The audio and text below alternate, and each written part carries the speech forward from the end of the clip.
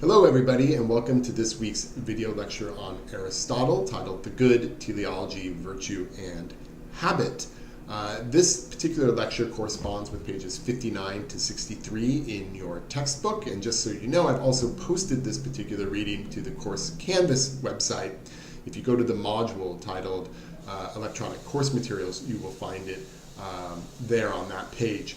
And I've done this just to make sure that you have access to the text for this week. I know the beginning of the semester is often difficult to get your hands on a copy of the text at all, or an affordable one anyway. So I posted it there. However, you will need to get your hands on a copy of the text going forward for the rest of the course. Okay, so before we hop into this particular lecture, just a quick word on Aristotle, biographical note here. Many of you have probably heard of Aristotle, at least his name. He is a very influential philosopher and thinker in the Western tradition, and he was writing about the 4th century BCE in ancient Athens, and he had a profound influence on all sorts of areas, right? Physics and religion and rhetoric and logic, really countless. His influence really, is just profound. But also, including that, is moral theory and what we call virtue ethics. So you'll note, if you looked on the syllabus, the first 5 or 6 weeks are dedicated to moral theory.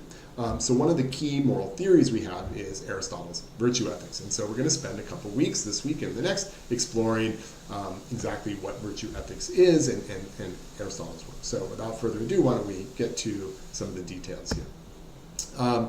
So this week and every week we begin with some key concepts, okay? I do this in order to give you a page that you can sort of go back to and say, wait, what was that hard concept that we learned, but I don't quite remember it, and without having to rewatch a whole video segment or reread a whole thing, just sort of highlighting for you, here's a handful of key ideas from the reading or about the reading to help you understand the reading. That you can go back and use as a reference, okay? So most weeks I won't walk through the key concepts because they get developed during the lecture. I've defined them for you. But this week we actually are going to spend a few minutes going through these because in the case of our reading for this week, these concepts aren't in the reading. They're there implicitly, but you need to have them sort of explicitly sketched out for you, and so I'm going to do that work for you here really briefly in order, and this will help you better understand the lecture that comes and the analysis of his writing, okay? So the first concept that's absolutely central for the ancient Greeks and Aristotle in particular is this idea of teleology. And we might define teleology as the end or purpose or goal of a thing, which is its fulfillment or completion, right? So the idea here is that everything, each thing by nature has a purpose or end, or what we might also call an excellence or a virtue that it's directed towards. And I'll say quickly here, this term excellence or virtue is the same it comes from the ancient Greek term arete. And we translate arete as both excellence and virtue. Okay, and this is going to be key as you'll see as we move through this week's lecture. You'll see that to be excellent is to be virtuous. Okay, and so virtue then becomes a central feature of Aristotle's thinking, okay? But you'll have to understand that in context, just keep that in mind at this point. So everything by nature has a purpose or end or excellence or virtue towards which it is directed. Well, what does that mean? So for example, the telos, the end purpose or goal of a horse, is to be a well-trained horse. An excellent or virtuous horse is one that is well-trained. The telos of a guitar player is to be an excellent guitar player. A virtuous guitar player, we call those folks virtuosos. And similarly, for Aristotle, the telos of a human being is to be excellent or a virtuous human being, okay? So we have to understand that for Aristotle, teleology, this idea that everything is directed towards some final goal or end or purpose, is essential to understanding what it means to be a good person. Because ultimately, for Aristotle, for the human, the telos of the human is to be excellent or virtuous, okay? And we'll see what that means as we continue. Another key concept is a word that comes from the ancient Greek, which is hexis. Now, in our book, and you'll have seen in the reading, we see this word habit or habituation a lot. And the translation of hexis typically is habit, and it's a perfectly reasonable, good translation. But I would also recommend that you think about habit when you see it in the text, this term hexis, as an active condition. And why is that? Well, habit has this implication that it's something that we do without thought or without reflection, without making really a decision. If you think about someone who has a bad habit, right? They're not sort of actively sort of cultivating their decision making there. If someone's a smoker, for example, it's a bad habit. It's just something they sort of do unthinkingly, unreflectively, right? They're not really, every time they go to have a cigarette, go, should I have one or should I? In fact, like they might know that it's not good for them, but they do it out of habit anyway, right? In a way that doesn't correspond with what their reason and dictates to them they should do in that particular situation. So if what we mean by habit is this sort of passive, unreflective thing, then this is not what Aristotle has in mind. Rather, and especially for being virtuous, right? Because it's not something, to be excellent or virtuous person is not something that we do without thought. It's not just passive, it's not just some habit we have. It's the result for Aristotle of deciding, according to our reason, what the best or virtuous course of action is in any given situation. Okay, so just when you see that word habit, don't sort of default to our everyday usage of it. Try to also keep in mind this notion of hexis or active condition. Okay, and our last one for this week is eudaimonia. This will make a lot more sense at the end of next week's lecture, but it's good to just start now by sort of saying that the proper translation again is happiness, and you'll see that we talk about happiness in a lot of different ways in this lecture, but it's a happiness derived from an excellent life, or a life of virtue in which the soul or the mind flourishes. So it's not merely satisfying our desires, it's not being content, but a state in which we flourish, our souls flourish, or our minds flourish, okay? And a real brief note here, I use the word soul oftentimes because we see this in Aristotle, but you should not conflate the Aristotelian idea of soul with the Christian idea of soul. Aristotle predates Christianity, and he's really not talking about the Christian soul. So when you hear that word soul, you might hear the animating principle of something, or mind in the case of humans, okay? All right, so this is a good start for today, and I encourage you to come back to reference these concepts if you need them. But with no further ado, why don't we hop into the lecture itself. So Aristotle starts off with an analysis of the good, the characteristics of the good. And if you recall from our introductory lecture, one of the main goals of moral theory is to give an account of what the good is, right? And so Aristotle starts off by giving an account of what the good is, the characteristics of the good. Now you may look at this and agree or disagree, and that's all fine and well. That's a very healthy thing to do, to say, hey, I don't think he captures what the good is. But the burden is on each one of us to give our own account of what the good is. If you don't think Aristotle's getting it right, it's not enough to say, well, I disagree with him. You would have to say, well, this is a better way of understanding what the good is, okay? So he begins by mapping out what he thinks the characteristics of the good are. And you'll note that this is a difficult reading. Aristotle's notoriously difficult for everybody, including philosophers. But once you get a little bit more accustomed to philosophical writing, and in particular his style, you'll start to see that what he's doing is sort of step-by-step making a case for what the nature of the good is, what satisfies the nature of the good, what it is to be a human being, how human beings can be good, and on and on and on. Okay, so the key to this is to sort of reread the text as many times as you can. Note that we only read 4 pages. We'll have very short readings in this class, and the reason for this is that in good philosophy students go back and revisit the text in order to understand it better, right? So I give intentionally short reading assignments so that you have time to sort of reread the text multiple times. Then you can supplement that reading with the video lecture here, okay? So, fine. Aristotle begins with the characteristics of the good, and the first thing he says is the good is the for the sake of which the action is performed. Now, I know that sounds a little bit, sort of clunky, the for the sake of which, right? But think of it this way, it's the telos, or the end or purpose or goal of a practice or action, right? So what is the good? It's the end or purpose or goal of a given activity that you're engaged in, okay? It's for the sake of which we do something, right? So he has an example here. What is the good of generalship, right? Well, his answer to that is victory, right? Here we have, the victorious general here, right? I won. If you want to say, what is the good of generalship? What's the end, purpose, goal, telos, the for the sake of which? Well, it's to win. It's to be victorious, okay? So this is his first attempt to give a characteristic of the good. It is the for the sake of which, or the telos of a practice or action, okay? But he continues, right? That's just one characteristic. He also says the good is complete, okay? So what does it mean for something to be complete? Well, the complete is an end, or a purpose, or goal, right? That is choice-worthy and choice-worthy in itself, okay? Which is to say, we choose it because it's, right, it's choice-worthy means we choose it, but we don't choose it because it leads to some other thing. We choose it for itself, for its own sake, right? So the good is complete. That thing which is good is complete if it's both choice-worthy and choice-worthy in itself. And here we can say, I choose you, right? It is making a choice that isn't just something that we would choose, but it has to be chosen for its own sake. Okay, so now we have these two characteristics of the good. The good is the for the sake of which an action is performed. The good is also complete. And what he means by complete is that it's choice-worthy and choice-worthy in itself. And we'll see how this gets fleshed out in a moment here. So what exactly meets the criteria for completeness? Okay, recall that we're talking about if the good is complete and it's choice-worthy and choice-worthy in itself. Well, what do we mean? Like, what kind of thing is both choice-worthy and choice-worthy in itself?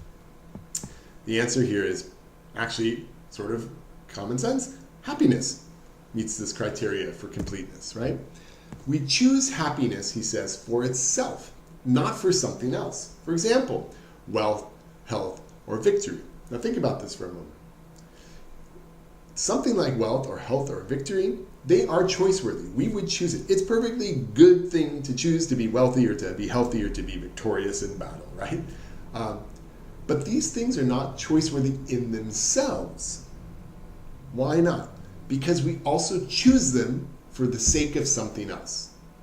Happiness, right? So it's not for the sake of which, right? So we choose happiness, though, for itself. But other things, we don't choose. We choose them, but we don't choose them for themselves, for the sake of themselves. We choose them for something else. What is that? Happiness. Let me put it to you another way. Health is a perfectly good thing, right? Totally choice-worthy, right? It's great to be healthy, right? And we choose it. But we don't choose it only for itself. We choose it insofar as it allows us, right? Being healthy allows you to pursue other interests in your life and achieve, for example, happiness, right? Or wealth. Perfectly good to have money. You could choose money, right? But money in and of itself is not choice-worthy. If you just have money, it doesn't do anything. Money we use to buy things with. Food, shelter, luxury items, whatever it might be. And these produce, ostensibly, happiness. Okay? So all these things, wealth, health, victory, are choice-worthy. They're just not choice-worthy themselves because we choose them for the sake of something else. And that other thing is happiness. But note that the reverse doesn't work. You would never choose happiness for the sake of wealth. You would never choose happiness for the sake of health. You would never choose happiness in order to achieve victory. See, that just doesn't make sense. So all these other things we choose, but they also lead to happiness. Happiness, however, is choice-worthy and choice-worthy in itself. So, according to Aristotle, happiness, because it fulfills this criteria for completeness, that it must be choice-worthy and choice-worthy in itself, is good. Happiness is the good. It is intrinsically good, while other things like wealth or health or victory are only extrinsically good. So by intrinsically good, we mean it's good in and of itself. And extrinsically good things like money or wealth are good, but they're only good insofar. They're good, but they also are good extrinsically insofar as they lead to something which is choice-worthy in itself, which is happiness, right? The intrinsically good, right? They have instrumental value, not absolute value, right? They're useful. They're good insofar as they lead to other goods. Okay, so there you have it. He's started out by giving us a definition of what the good is, the criteria for the good, that it's the end of action, the telos, the for the sake of which. Then he says the good is complete. What does he mean by that? It's choice-worthy and choice-worthy in itself. What meets that criteria being choice-worthy and choice-worthy in itself? Happiness, and only happiness, he thinks. Okay? So we have our definition here. Happiness is not one good among others. Rather, it is that which meets all of the criteria for the good as such. It is choice-worthy, choice-worthy in itself, complete and self-sufficient. And I'll note here, and you'll see in your text, right, on page 60, he mentions self-sufficiency. And what he means by this is just simply, if you added something more to it, it wouldn't be complete, right? So it's self-sufficient, which is to say it's complete, it's total. Nothing more can be added to it. Because if you could add more to that thing, which is complete, then it wouldn't be complete. Okay, so happiness is that which is also self-sufficient. Okay, happiness is what he calls the end of things pursued in action. It's for the sake of which we do things, and we need to dig a little deeper though, because Aristotle says, look, everybody knows this. Why do we do the things we do? We want to be happy. Not surprising, right? So. We need to sort of get a little deeper into like, what does he mean by happiness? But at this point, you may want to pause and go back and look at the text and be like, could I give an account of what he means by the good and why happiness meets the criteria for the good? If you can do that, then you're well on your way to understanding his argument, and you'll be better equipped to manage what comes next. Okay? So, given that we all sort of know that the end of we do things because it makes us happy. What more do we need to say about this? And so he turns his attention to what he calls the function of a human being. Okay, and this argument comes. So what is the nature of the function of a human being? And here's his argument for that. Okay, he says to determine what the highest or best good is, we need to determine what the function of a human being is. Okay, so we sort of have to understand like what is our telos or our purpose in order to understand what is the best good for us. Okay, so he begins with what we call an argument from craft, and he says, look, all crafts have functions. The function of musicianship is to play music. The function of a sculpture is to sculpt, not a sculpture, but a sculptor. The function of a shoemaker is to make shoes. The function of a house builder is to build a house, etc., etc. Right? All crafts have their function, and he says, look, if these crafts, which are performed by humans, have a function, then humans must also have a function, right? Seems weird to think like, well, humans would just be idle, but all the things we do have functions. He says, no, humans themselves have a function, okay? So what is the function of a human? Well, he starts by saying, is the function of a human to live, to be alive? And he says, no, not really. Plants are alive too. So surely being alive is a part of what it is to be human, but it's not the unique function of a human because all things are alive. Plants are alive, animals are alive, right? So it doesn't seem like that is the function of a human, even though we share in that. And he says, okay, is the function of the human sense perception? Well, we certainly do use our senses and we perceive the world around us, but this is shared by all sorts of other animals, right? So it doesn't seem like, again, that this is the unique function of a human, right? So here we have, the plant that's, alive. Here we have this fox using his or her senses to smell that beautiful flower. But what's the function of a human here? What's this person doing? They're thinking, okay?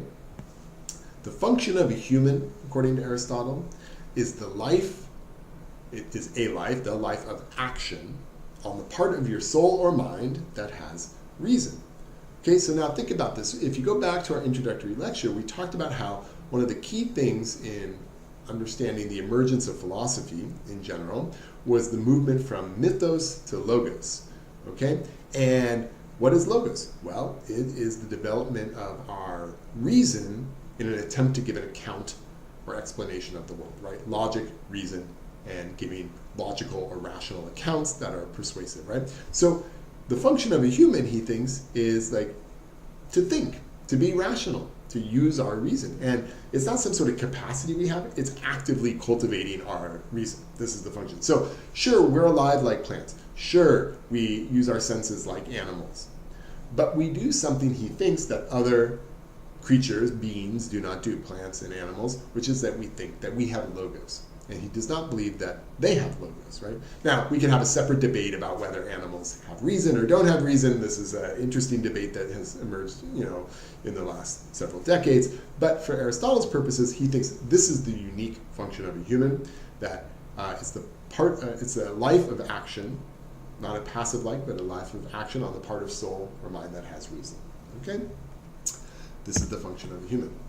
So how does this sort of tie together. Remember, he's already said we have what the good is, we have what happiness is, the thing that meets the criteria for the good, but he says we all know that, so we need to move on to this question of like, what's the function of a human so we can understand what the human good is, and here we can start to put together the function of a human, or a life of action on the part of the soul that has reason, the nature of the good, and this language or term called virtue. So the sort of rough and ready upshot of it is this. You can be sort of this person, the vicious, criminal, bank robbing, classic, bad guy, or you could be this person, right? Some version of Martin Luther King, right? A person who doesn't spend his days or time harming people and robbing people and lying to people, but instead is committed to justice, right? For the community. Okay. Now we don't have to get into all the details of someone like Martin Luther King's life, and you can pick your own moral hero. Maybe it's MLK, maybe it's Malcolm X, maybe it's Gandhi, maybe it's some President Lincoln or something like that. Maybe it's some artist or something. Maybe it's your sister, maybe it's your brother, maybe it's your parents, right? Whatever it is, right? But this sort of paragon of human existence, human being, right? And now here's the thing.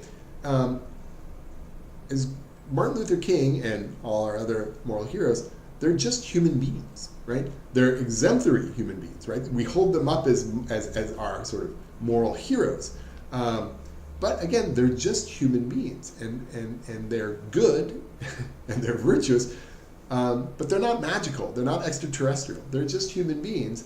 And what have they done? They've cultivated, right, their reason and made decisions to engage in this activity versus that activity. You can be a bank robber or a vicious person or an ungenerous person, or you can be a generous person, right? And so this is achieved through the cultivation of reason and then deciding, when confronted with the situation, the correct or best course of action, okay? So that's a sort of rough and ready version of it. Let me give you a sort of more detailed analysis here. After this, the best human life, the human good, is one which is excellent or virtuous, and it is achieved by the soul or mind expressing reason. Now, on 61 at the top in the heading titled 4, Aristotle gives a very difficult, complex argument there to sort of come to this conclusion that the best human life is the one which is excellent or virtuous and is achieved by the soul or mind expressing reason. I strongly encourage you to spend some time, reread that paragraph as many times as you can to sort of see his thinking here. But the idea goes something like this. Everything by nature has a telos, or purpose, or goal, right? So he talks about if we take the musician, it's to play the harp well, right? And effectively, this is the same thing. The activity of playing the harp is fine and well, but it is to play it excellently or well. That is the goal or purpose of telos, of harp playing in general, right? So because humans also have a function, what is the function of because crafts do humans must, we talked about that. So if humans have a function, what is it? Well, it's that life of reasoning, it's the active life of reasoning. Well, what does that mean? Is it just using your reason sort of sometimes? Is it using it poorly? No. It's cultivating your reason to be excellent. So if we talk about the function of a human is a life of action on the part of the soul that has reason, the best human life, the human good, right, is one in which we are excellent or virtuous, which is to say we achieve our telos. And what is that? How is that done? By expressing reason in an excellent or virtuous way. Now, again, this term arete, meaning excellence or virtue, is important here because we say like the best kind of human life, the excellent human life, is a virtuous one, right? It is, the musician who is great is virtuosic, right? So that language of excellence and virtue go together, okay? So again, you can be a sort of vicious, bank robber, or you can be someone who has dedicated their life to cultivating their virtues, okay?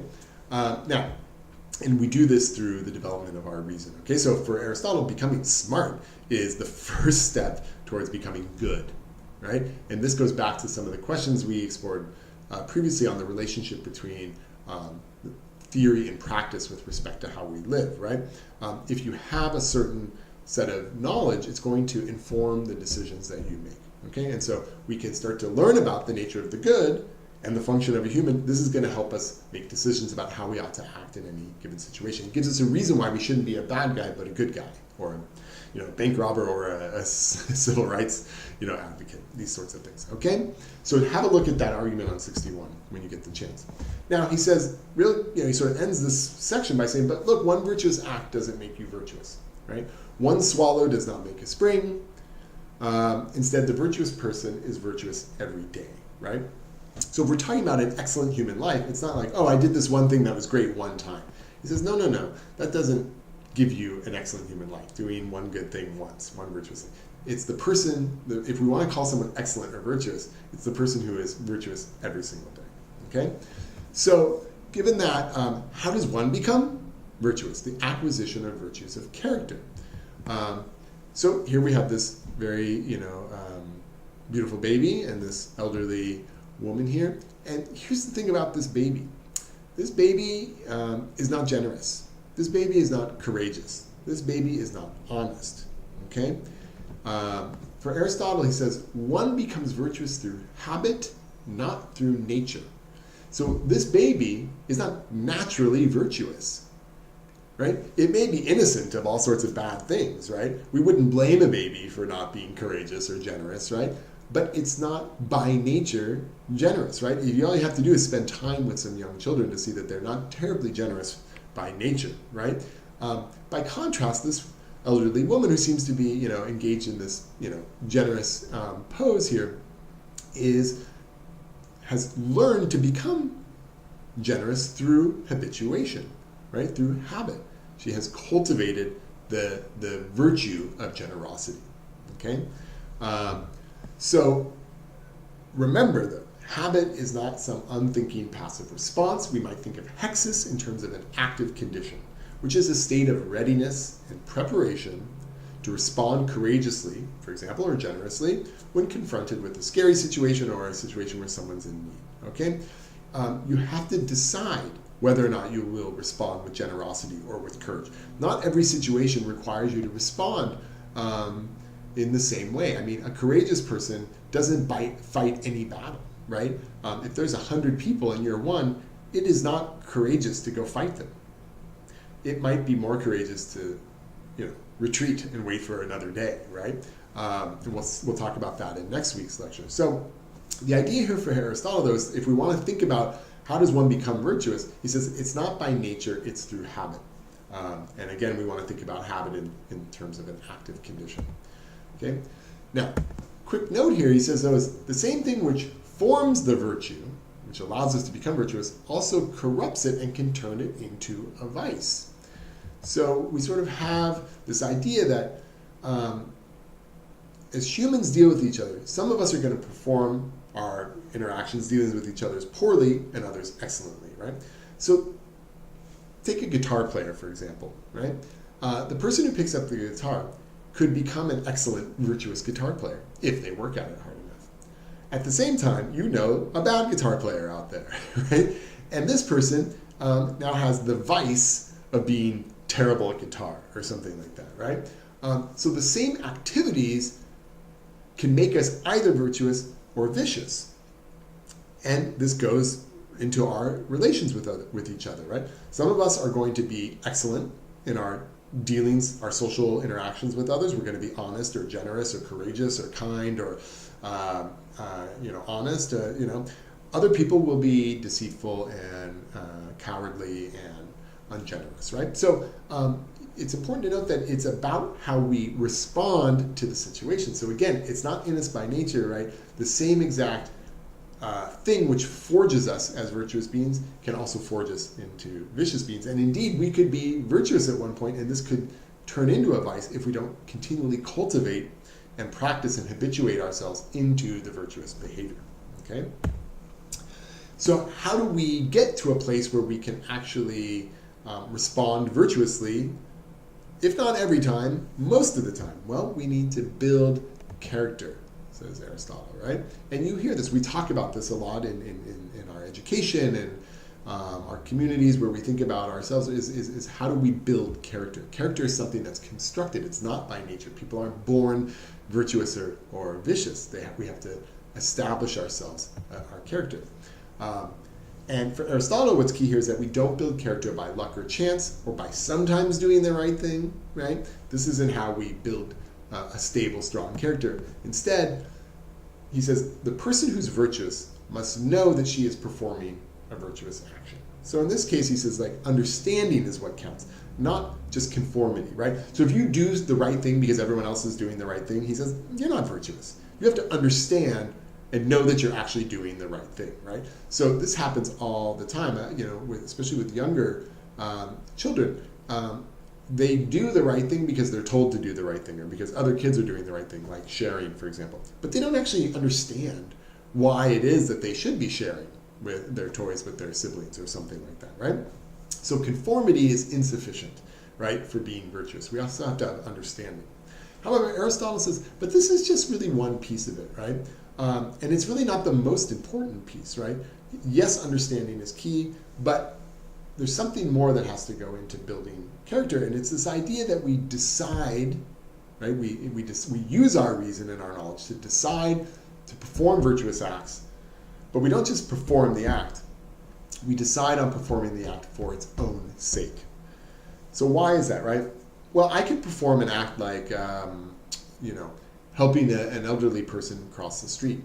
But if I'm doing that because I want to impress my friend who's watching me, or if I'm doing that because I think I might get some money out of this elderly woman for helping her, right? Then I'm not doing it really for the right reason. I'm not choosing the virtuous action for its own sake, right? I'm choosing it for the sake of something else. So it's not intrinsically good, right? And it's not done for this. It might be choice-worthy to help someone cross the street, but it's not choice-worthy in itself if I'm not doing it for the right reason. I'm choosing it for its own sake. So the virtuous person understands that they're performing a virtuous action. They decide to perform the virtuous action, but not just the action itself, but they choose the action for its own sake. You do it for the sake of performing the virtuous action. And we don't do it by chance, right? But we do it by habituation or from an active condition, which is to say a firm and unwavering state, right? Because if you're just accidentally doing the right thing, then again, you don't have the knowledge and you're not choosing it for its own sake, right? The person who has character, a virtuous person, performs virtuous acts knowingly and from a stable state, an unwavering stable state, by habituation or an active condition whereby they are prepared to respond to situations that require a moral decision because they have cultivated their reason and cultivated their practice in order to respond the right way. Okay? So this is sort of where we should end our lecture for this week, and I encourage you to hop on over to the discussion board to sort of explore some of these concepts with your classmates and with me there. So, no further ado, I will see you there.